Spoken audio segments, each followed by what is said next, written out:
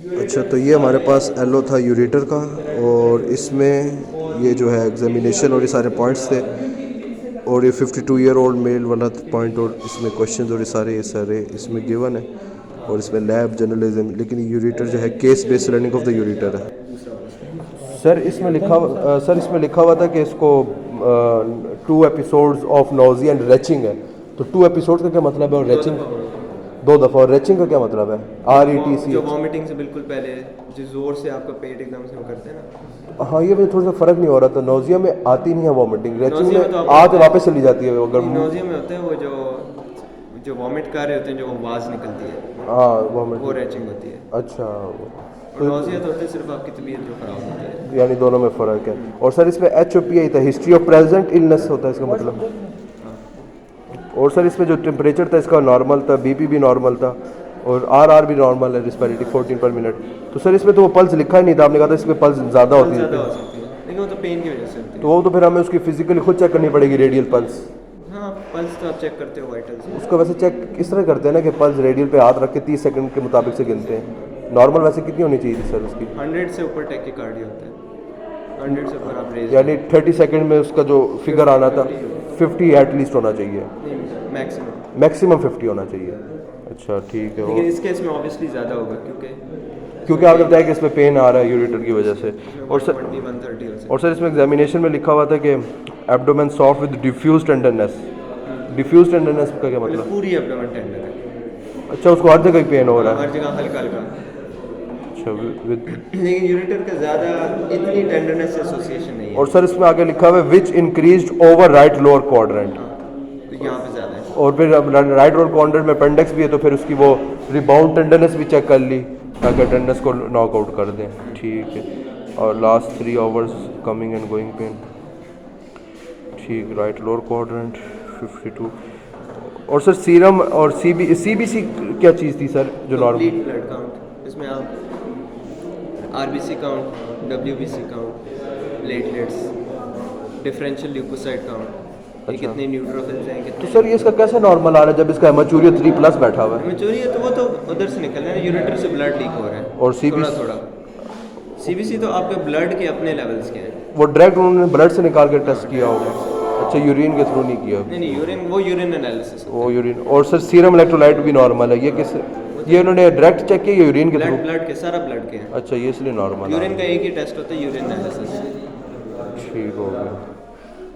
और तो इसमें एडीमा और जॉन्डिस चेक करने की क्या ज़रूरत है? जॉन्डिस की क्या ज़रूरत है? जॉन्डिस कोई लिवर का मसला तो नहीं। अच्छा, लिवर का मसला यूरेटर से कैसे लिंक्ड होगा सर? उसका तो पाथ डिफरेंट यूरेटर है। से लिंक नहीं होगा ना, लेकिन उस आपको तो नहीं पता यूरेटर का मसला, आपको तो पता है पेन है उसे, हाँ, तो आपने तो अपनी चीज़ें देखनी है ना। तो राइट लोअर क्वाड्रेंट में वो second part of the duodenum और वो जो entry point of the hepatic duct, वो इसलिए हाँ, तो वहाँ पे स्ट्रक्चर्स होते हैं, वो सिर्फ डिफ्यूज टेंडरनेस है ना पूरी एब्डोमेन में। हाँ, तभी आपको एग्जैक्ट नहीं पता है कि क्या मसला हो सकता है। सही हो गया, और एडिमा आप इसलिए चेक करते हैं कि किडनी फेलियर में तो नहीं। समझ गया। और सर इसमें जो था उसका जो स्टोन का साइज था वो 7 mm था, जबकि यूरेटर की जो नॉर्मल डायमीटर होती है 3 mm है, तो यानी बहुत बड़ा स्टोन है ना, यानी थोड़ा सा बड़ा है, मतलब आप जनरली 5 तक का कर देते हो कि खुद ही गुजर जाए। और सर इसमें एक और चीज़ भी पूछी हुई थी कि identify anatomical constriction in the course of the ureter, और ये मैडम कह रही थी वाइवकल इंपॉर्टेंट भी है, तो इसमें हम फिर जो 3 आपने बताया था मैंने इसमें नोट किया था, पेल्वी यूरेटरल जंक्शंस एक तो है, इस पेल्वी यूरेटरल जंक्शंस को कौन सा पॉइंट हमेशा कंफ्यूज? जहाँ पे रीनल पेल्विस है, रीनल पेल्विस है, वहाँ से यूरेटर स्टार्ट हो रहा है। अच्छा, स्टार्टिंग पॉइंट वो ठीक है, इनिशियल पोर्शन हो गया। दूसरा पेल्विक ब्रिम। सर पहले मैं समझ रहा था इलियक क्रस्ट वाला जो पॉइंट है वो है, इसको कहते हैं ऊपर से, अच्छा ये अंदर है। सर यहाँ जो हमारे पास ये जो यहाँ लाइन बनती है उसको हम क्या कहते थे? वो ग्रॉइन? वो तो ये यहाँ से जो लिगामेंट जा रहा होता है, तो इस लाइन को हम क्या कहते हैं? वही होती है ना, इंग्वाइनल लिगामेंट होती है। तो अच्छा, ये तो इंग्वाइनल लिगामेंट जाती है। सही। ब्रिम जो है वो इनसाइड है, इनसाइड है, ट्रू और फॉल्स पेल्विस का बॉर्डर है। फॉल्स पेल्विस क्यों यहाँ का? नीचे जो सारा उसे ट्रू पेल्विस कहते हैं, अच्छा और ये जो सारा होता है इसे फॉल्स पेल्विस कहते हैं। अच्छा, वो जो ये जो बोन है, हिप बोन, इसके ऊपर वो जो हाँ, ये खुला जो सारा पोर्शन खुला फॉल्स पेल्विस है, और उसके नीचे जो है ट्रू पेल्विस है। ठीक हो गया। तो एक तो पेल्विक यूरेटर जंक्शन हो गया सर, पेल्विक ग्रिम हो गया, और entry in the bladder point हो गया ना। ठीक है, ये पहला लो ये हो गया। और ये था कि comment on it's relation with the peritoneum.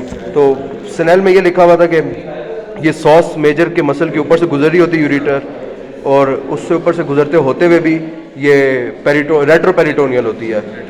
और एक और पॉइंट भी था कि ये सॉस मेजर मसल जो है ये लंबर वर्टिब्रा और यूरेटर के दौरान एक शीट टाइप होता है जो एक्सरे में बिल्कुल नहीं दिखता, और एक्सरे में भी फिर हम लंबर वर्टिब्रा के जो ट्रांसफर प्रोसेस की नोक जहाँ एंड हो रही होती है वहाँ से हम देखते हैं कि जहाँ नोक एंड हो रही है वहाँ जो एक लाइन बन रही है वो यूरेटर है। अच्छा, ये भी हो गया। तो और तो सर इसमें कोई पेरिटोनियम के और रिलेशन आएंगे इसके अलावा? और कोई भी नहीं है। और दूसरा ये था describe it's intra abdominal and pelvic course, इसमें किस तरह बताएंगे? इंट्रा एब्डोमिनल तो वही है कि स्ट्रेट जा रहा है, थोड़ा सा पहले मीडियली जाके स्ट्रेट नीचे जा रहा है, फिर पेल्विक ब्रिम तक जाता है, फिर वहाँ से सॉस से डाइवर्ज करता है। हम ये कहेंगे सैक्रोइलिक जॉइंट तक स्ट्रेट जाएगा, उसके बाद अंदर ऑब्लिक पाथवे हो जाएगा, लीक हो जाएगा थोड़ा पेल्विक वो जो पेल्विक वॉल के ऊपर ट्रैवल करता हुआ पीछे जो ब्लैडर की पोस्टीरियर साइड है वहाँ पे जाके लग जाता है। अच्छा। और ये जो पेल्विक ब्रिम होता है यहाँ पे यूरेटर्स के पीछे पड़ी होती है बाइफर्केशन ऑफ कॉमन आइलिएक्स। सही। तो सर वो जो पेल्विक कोर्स अगर वो पूछे कहाँ से शुरू हो रहा है तो हम उसको वही कहेंगे पेल्विक ब्रिम से शुरू हो रहा है, और जो सैक्रोइलिक जॉइंट है जहाँ से वो अंदर मोड़ है वहाँ से शुरू हो रहा है। एक ही बात है, सैक्रोइलिक जॉइंट पहले। अच्छा, ये वाला पॉइंट है, ठीक है। ये सैक्रोइलिक जॉइंट है, ये पेल्विक ब्रिम है उसके बाद। अच्छा, समझ गया सर, ठीक है। और इसमें हमारे पास हेलो उसमें क्या था, एक मिनट सर, बस फिर कोर्सेज तो, और इंट्रा एब्डोमिनल कोर्स में बताएंगे वो जो वर्टिकल पाथ है बस, और वर्टिकल पाथ, ठीक। और वर्टिकल पाथवे के साथ मैम ने एक चीज़ बताई थी कि मेल्स में इधर ऑब्चुलेटर वेसल और नर्व लाई करती हैं behind the vertical pathway of the ureter. अच्छा, ठीक है। और उन्होंने कहा था कि इसके रिस्पॉन्स में फीमेल में ये भी लाई करती हैं और उसके साथ साथ ओवरीज भी लाई करती हैं एट द लैटरल वॉल। अच्छा, और enumerate its relation anteriorly posteriorly and medially. तो सर एक मिनट, मैंने इसके रिलेशन लिखे थे अभी। रिलेशन से राइट साइड पे तो सबसे पहले आपने बताया था ना ये गेमिटोफिमोरल नर्व आ जाएगा। राइट लेफ्ट दोनों। अच्छा, ये लेफ्ट में भी आएगी सर? लेफ्ट में भी आएगी। अच्छा, ठीक है। तो ये सर ये जो जिगजैग वाला पॉइंट है ये फिर मुझे यहाँ भी बनाना है ना, लेफ्ट में भी आएगा ये जो है जेनिटोफिमोरल नर्व। और दूसरा फिर आपने बताया था राइट कोलिक और इलियोकोलिक आर्टरी, ये भी राइट साइड पे है, और ये राइट साइड पे, और ये पीछे से आ रही है सुपीरियर मेजेंटेरिक वेसल से आ रही है, और इसके मुकाबले में लेफ्ट साइड पे आ रही है हमारे पास लेफ्ट कोलिक, और वो है इंफीरियर मेजेंटेरिक वेसल्स की है। और फिर उसके बाद आपने बताया था राइट साइड पे third part of the duodenum आ रहा है, और फिर आपने बताया था राइट साइड पे रूट ऑफ मेजेंट्री आ रही है, और इसके मुकाबले में लेफ्ट साइड पे रूट ऑफ सिग्मॉइड मेसोकोलन आ रहा है, और लेफ्ट साइड पे फिर सिग्मॉइड मेसोकोलन खुद भी आ रहा होगा। मैंने थोड़ा आगे पढ़ा है, वो तो इंट्रा एब्डोमिनल है। अच्छा, और सॉस मेजर मसल्स हैं, और इसके अलावा कोई और रिलेशन आएंगे फिर? इसके जो मतलब लेफ्ट के जो मीडियल वाले हैं यहाँ पे इंफीरियर मेजेंटेरिक आर्टरी होती है। इंफीरियर मेजेंटेरिक आर्टरी होगी, जिसके आगे ब्रांच हमारे पास वो आई है, इसकी ब्रांच से क्रॉस करेगी। और इसके अलावा सर कोई रिलेशन आएगा मीडियल गोनैडल वेसल्स दोनों साइड पे, दोनों साइड्स पे आएंगे सर? गोनैडल वेसल्स लेफ्ट और राइट गोनैडल वेसल्स, लेफ्ट और राइट गोनैडल वेसल्स। और सर रिलेशन में इसकी कुछ और है या ख़त्म हो गई है? लो ख़त्म हो गया, ठीक है। वही पोस्टीरियरली कॉमन आइलिएक्स की बाइफर्केशन। हाँ, पोस्टीरियरली वो बताया था कि कॉमन इलिया की बाइफर्केशन हो जाती है, जहाँ कॉमन इलिया की बाइफर्केशन होती है वहाँ उन्होंने कोई पॉइंट बताया था कि वहाँ से डिफ्यूज़ इन करती है कुछ इस तरह कुछ था। चले वो कॉमन आइलिएक्स की बाइफर्केशन, उसके बाद फिर वास्ट डिफरेंस और यूट्राइन आर्टरी भी एंटीरियर रिलेशन होता है पेल्विस में। सर ये एक पॉइंट था, एक मिनट इसको कर लेता हूँ। ये सर एक ये वर्टिकल पाथवे बनाया था, उसके बाद ये एक सर्कल बनाया हुआ था, ये ईशियल स्पाइन, उसके ये बताया था कि ईशियल स्पाइन से आगे ऑब्लिक पाथवे शुरू हो जाता है। मतलब ईशियल स्पाइन ये बनती है। ईशियल स्पाइन इसमें कहाँ होगी सर? ये अच्छा, ये है ईशियल स्पाइन। तो ये कौन सी स्पाइन थी फिर? ये तो कॉक्सिक्स है। अच्छा, तो ये ईशियल स्पाइन ये वाला अंदर वाला रीजन है। अच्छा, ठीक है। इधर से फिर थोड़ा ऑब्लिक जाना शुरू हो जाएगा। अच्छा, ये है फिर ईशियल स्पाइन, ठीक है, ये वाला पार्ट था, ठीक है, ठीक कवर हो गया।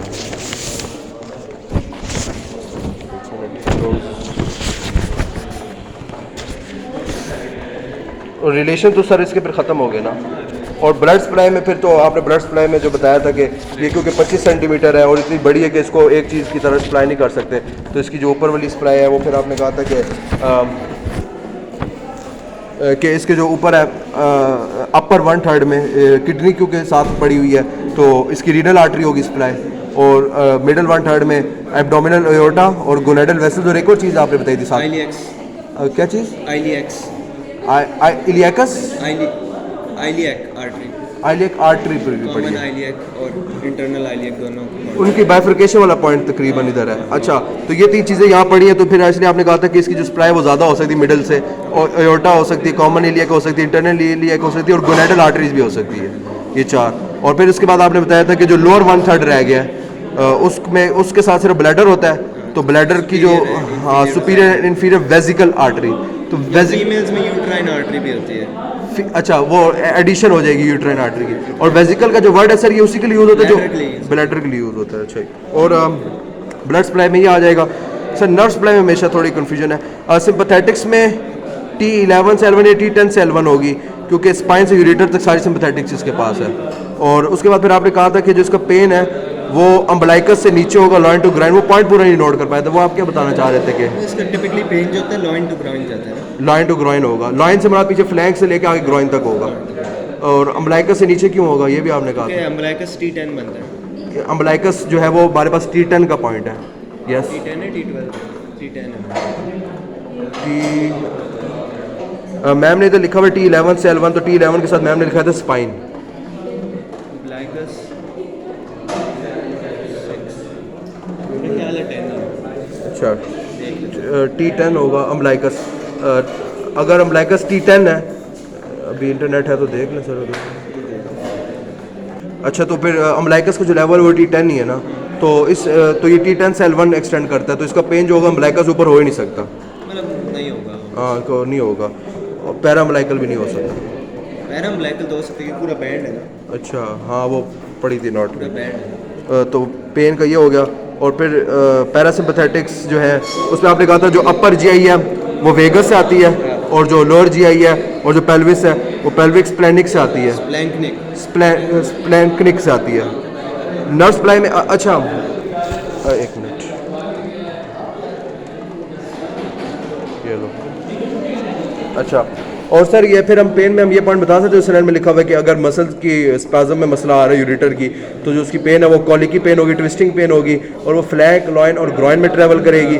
और आई थिंक सो बस हाँ यही लिखा हुआ था। एक मिनट, फ्लैंक, लॉइन और ग्रॉइन में ट्रैवल करेगी, और इधर लिखा हुआ था कि स्किन एरियाज तक ही रहेगी। फ्लैंक, लॉइन और ग्रॉइन की स्किन एरियाज तक ही रहेगी। और फिर जो दूसरी टाइप ऑफ पेन है वो उन्होंने कहा था अगर lower part of the ureter में चला जाता है तो फिर इसकी जो पेन होगी वो 3 जगह पे जाएगी, टिप ऑफ द पीनस और रेफर टू द टेस्टिस और जेनिटल और लेबियम मेजस, बस ये 3 जगह पे होगी। जी जी, मैं दे देता हूँ, ठीक है, ठीक। और लेबियम मेजस में चली जाएगी, और जो है और फिर आगे लिखा है कि sometimes ureteral pain is referred along the femoral branch of the genitofemoral nerve L1 and L2, और so that pain is experience in front of the thigh. तो जेनिटोफेमोरल नर्व में अगर होगी, एक मिनट सर, अगर जेनिटोफेमोरल नर्व में होगी तो वो फ्रंट ऑफ द थाई में भी चली जाएगी। और इसके अलावा अगर उसकी फेमोरल ब्रांच में है, अगर उसकी फेमोरल ब्रांच जेनिटल ब्रांच आपके जेनिटल्स में है। नहीं अभी नहीं, कल डॉक्टर साथ ही चक्कर मार के। और फिर आगे उन्होंने ये कहा कि पेन अगर इस हद तक सीवियर हो जाती है कि वो सेंट्रल नर्वस सिस्टम से नोजिया भी कॉज कर देती है, तो बस फिर ये 2 पार्ट्स काफ़ी होंगे ना सर। इसके अलावा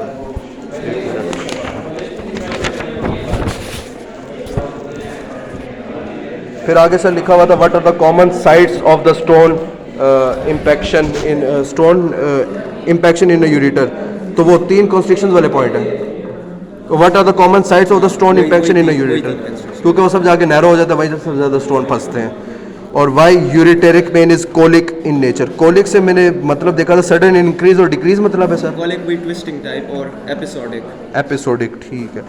तो वेव्स में आती है, तो वो पूछ रहे हैं कि ये वेव्स की तरह क्यों होती है वेन।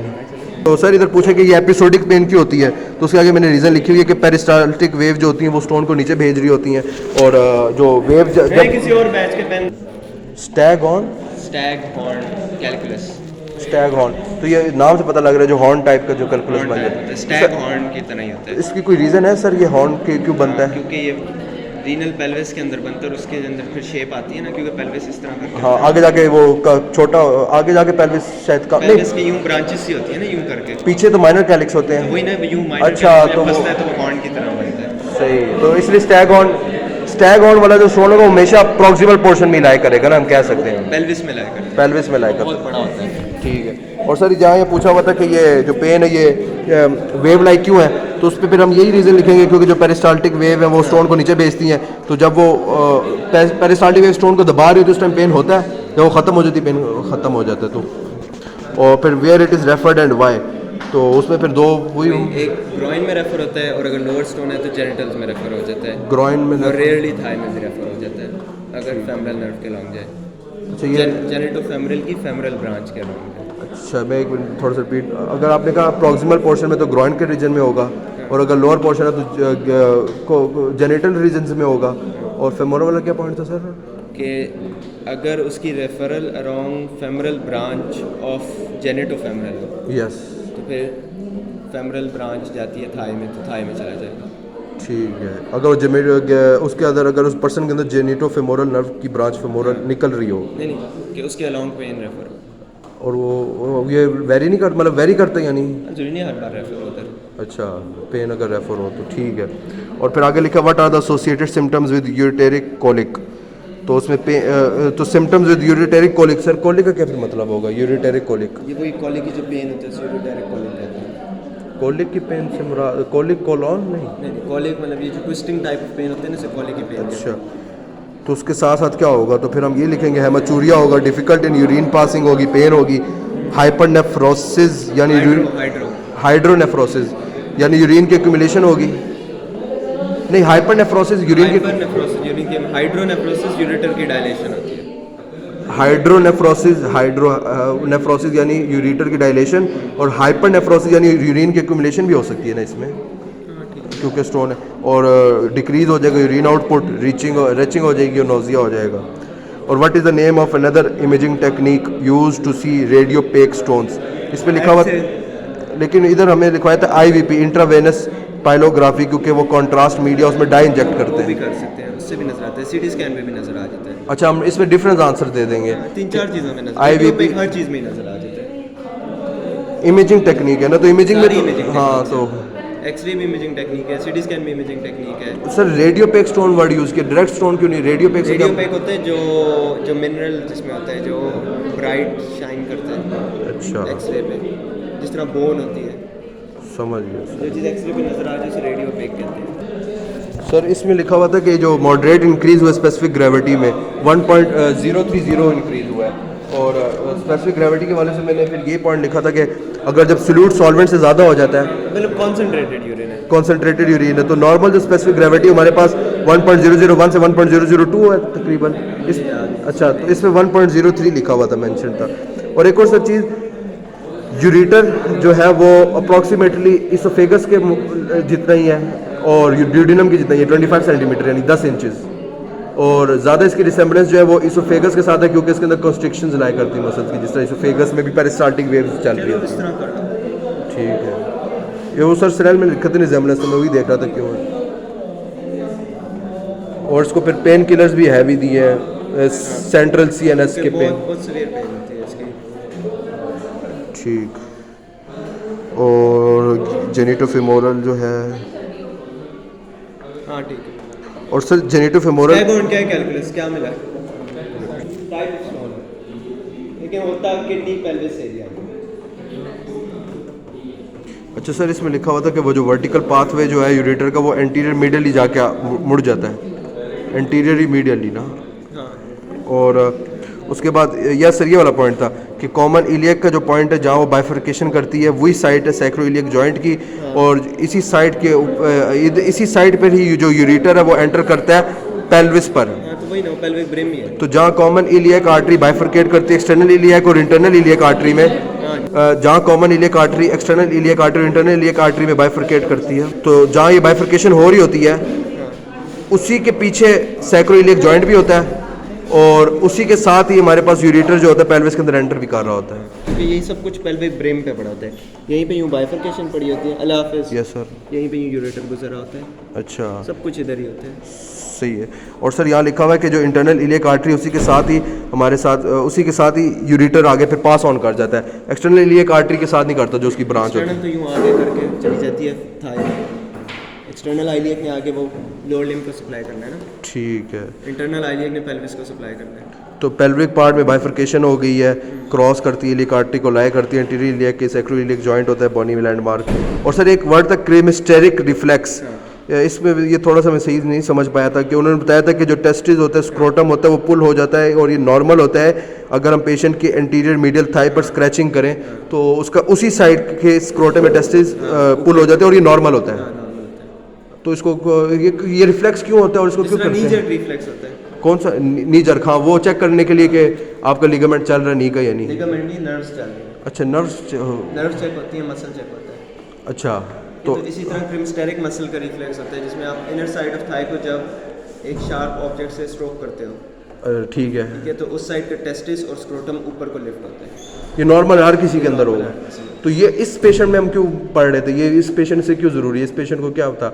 इस पेशेंट की जो पेन भी एंटीरियर मिडिल थाई पे हुई थी जेनिटोफेमोरल नर्व्स के थ्रू, तो शायद उससे लिंक था। आई गेस और पैथोलॉजीज रूल आउट करने के लिए होगा। अगर ये रिफ्लेक्स सही ना चल रहा हो तो फिर क्या चीज़ हम रूल आउट करें? जैसे टेंडरनेस के थ्रू तो आपने बताया था अपेंडिसाइटिस रूल आउट किया था। उस केस में ना टेस्टिकुलर पैथोलॉजीज हैं जो आ जाती हैं। अच्छा, फिर हमें पता लग जाएगा कि टेस्टिस के अंदर कोई मसला आ रहा है, पैथोलॉजी उसके अंदर लायक आ रही है। टेस्टिकुलर पैथोलॉजीज आ जाती हैं जो हम क्रिमिस्टेरिक रिफ्लेक्स के थ्रू करते हैं। और सर इसको क्रिमिस्टेरिक क्यों कहते हैं? क्रिमिस्टर जो मसल होता है स्क्रोटम का, वो क्रिमिस्टेरिक मसल होता है। अच्छा, उसका मसल स्क्रोटम क्रिमिस्टेरिक होता है। ठीक हो गया। और बस और सर आपने बस ये एंड में ये बताया था कि किडनी जो है वो भी पूरा होल रेट्रोपेरिटोनियल L1 सेल 3 पे लाई करता है और इसी के पीछे सॉस मेजर मसल गुजरा होता है और जो यूरेटर है वो भी पूरा रेट्रोपेरिटोनियल है। और एक मेरी मिस्टेक थी, पेल्विक ब्रेम जो है वो इलियक क्रस्ट नहीं है। और यूरेटर और ब्लैडर ये दो वाइड ऑर्गन है पूरे JIT में जिनके अंदर ट्रांजिशनल एपिथेलियम है। बस सर इसमें और तो कुछ नहीं, यूरेटर में बस यही आएगा हमारे पास कवर्ड है। इसमें वो बस लिख लेना गोनाडल वेसल्स में। वो गोनाडल वेसल किस साइड? दोनों तरफ लिखनी है। दोनों तरफ एंटीरियर रिलेशन बनते हैं। एंटीरियर रिलेशन बनता है यूरेटर्स के, एंटीरियरली लाई करती हैं। और जो टेस्टिकुलर आएंगी मेल्स में और ओवरियन आ जाएंगी फीमेल्स में। ये ठीक है सर।